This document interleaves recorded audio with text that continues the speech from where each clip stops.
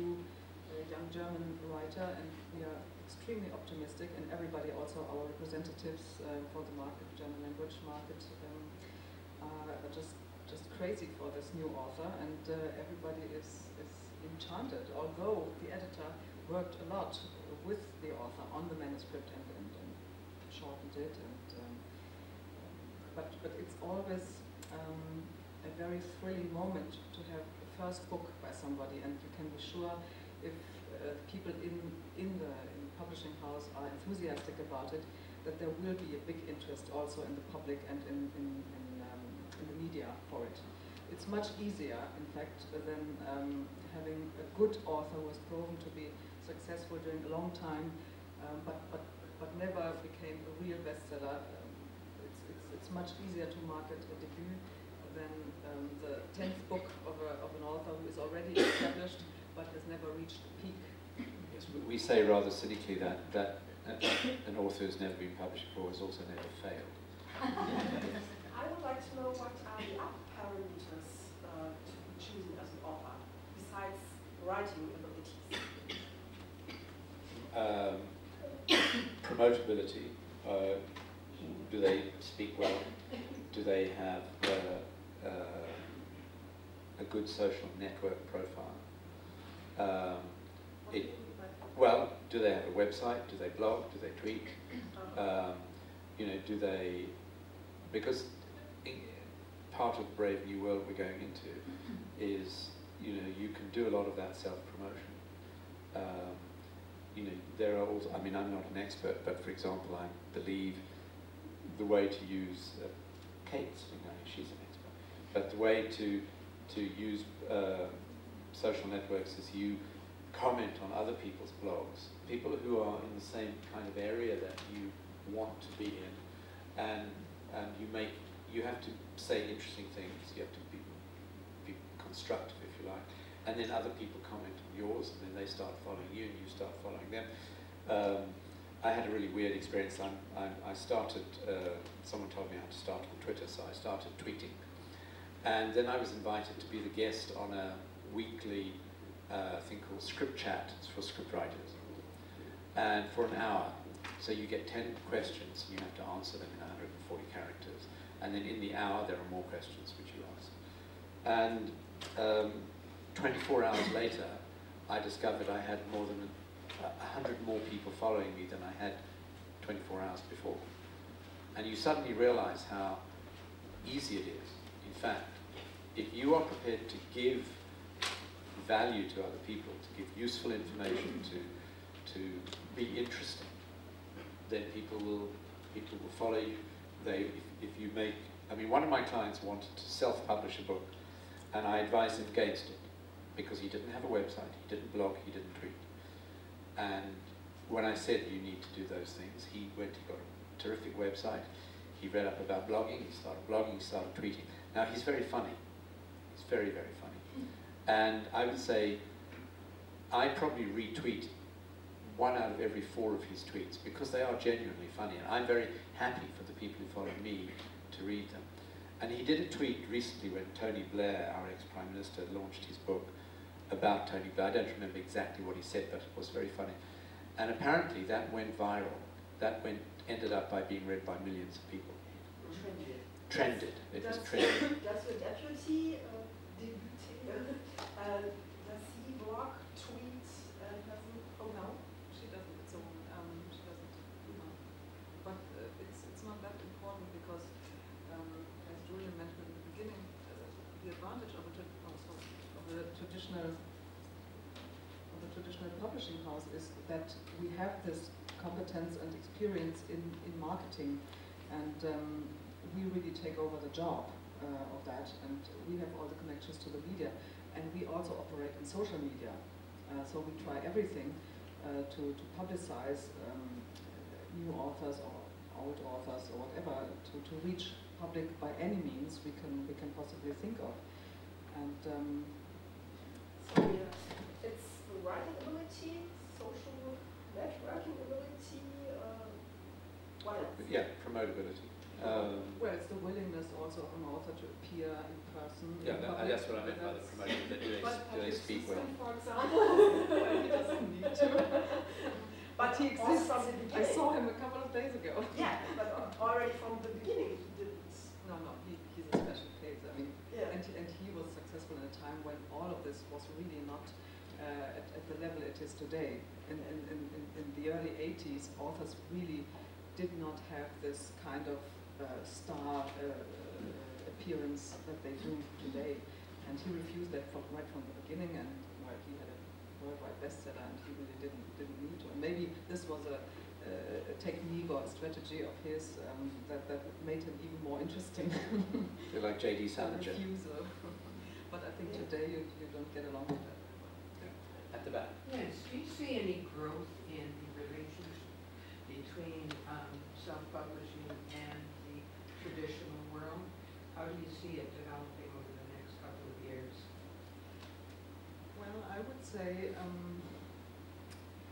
there's a big growth in self-publishing going on at the moment. There are hundreds of new possibilities and platforms for authors to publish their, well, let's say, content or stories or whatever, manuscripts, without a traditional publishing house. I can only say that, speaking for a traditional publishing house, we try to cover up also the new media.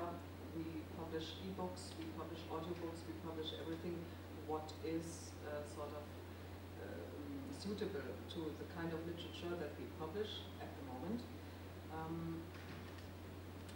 But, I mean, yeah, and Julian gave the argument that we still have the marketing and distribution capacity, which maybe you don't get if you do it yourself. I mean, one of the things that many authors don't know is publishers have an uneasy relationship with bookshops and bookshop chains, because basically what a publisher wants is shelf space. They want to be allowed to occupy as much shelf space as possible. And I can't speak for Switzerland or Germany, but in Britain, if you want to be in a very prominent place in a big bookstore chain, you pay money. You could call it a bribe, you could call it business, but it costs you money. And if you're self-publishing, you have no chance of that at all. I think one of the biggest problems for authors who are self-publishing is they don't have the benefit of the kind of editorial eye. They don't have someone both experienced and objective who will look at the structure of the way the story is told, who will look at the use of language, who will point out, you know, there's a coincidence in this and it's not, you know, it's going to undermine the reader's interest. So, in fact, many self-published books are also unedited, and to that extent, you know, they don't read very well, so it becomes a kind of downward, you know, self-fulfilling prophecy. You know, a good editor is an incredibly important kind of colleague to writers, and there are many writers who basically rely hugely on their editors. And there are editors who will spend hundreds, possibly thousands of hours working with a writer on a book to get it to be as good as possible. Now, obviously, you're not going to spend 1,000 hours working on a book of an unknown author unless you think the book is going to be a huge bestseller. But it's an investment that publishers make. Now, there are also lots of freelance editorial services popping up everywhere to deal with this. The real problem is, you know, do you read their advertising copy and say, well, I like the sound of that, I'll go with them. And they may be very bad. You know, they may not be good. You really need to do your market research there. You need to find the names of some of the authors that they've edited, talk to them. But I think you can also do that about traditional publishers. You do that about agents. It's always much better to get a personal recommendation. There was a question over there, sorry. You actually just mostly answered it, but to find out those people, specifically the editors that you would like to work with if you are thinking of going in that direction, is there a reliable source that's... No, there's no obvious place to go. You need to use social networks. You know, you need to I mean, you can say to a freelance editor, are you talking about freelance editors or traditional publishing editors? You said they're popping up, so it's interesting. The freelance, you basically say, you know, can you give me the names of some of the books you've edited and some of the authors you've edited, and then you get hold of the book and you read it, and if you see it's full of, you know, bad writing and coincidences and, you know, so on, then you know they're no good. Yeah. So you've got to do that research.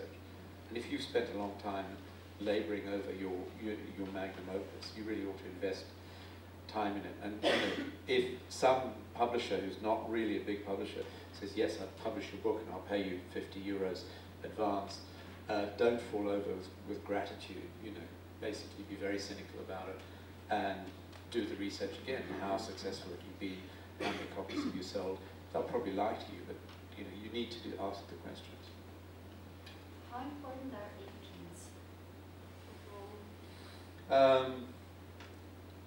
They can be very important, but I think if the quality of the writing is good enough, the better the quality of the writing in one sense, I think the easier it is for writers to connect directly with publishers. But a publisher is never going to offer you the best deal you can get.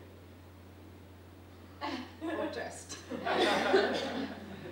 There's always room for improvement. You know, agents generally do earn their commission. For example, all the major agencies will have long fought over what we call boilerplate clauses with publishing groups. So we have clauses with, say, the Random House Group or HarperCollins or whoever, where we've tried to use the leverage available to us on authors that they want really badly to improve certain terms. So when we bring a new author to them, we insist on using the same terms as we got for a much bigger author. So in that sense, agents are valuable. I think I really liked what Gesine said about, you know, they publish authors, not books. Agents are the same. We represent authors, not books. We look to a long relationship. In fact, it's a generalization, but I think it's probably true that writers have longer relationships with their agents than they do with their publishers. In other words, they move publishers more often than they move agents. But the situation is a little bit different in the German language countries. And there are only now in the last 10 years, agents have become very important. Before that, there was no agent, and authors always directly approached a publisher.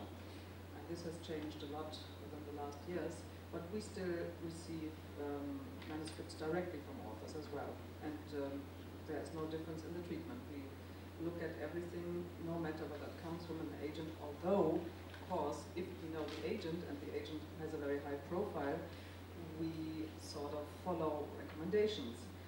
This is a difference to somebody who just sends in a manuscript and has never been recommended by anybody. It's always good to have a person who recommends you, be it an agent or not.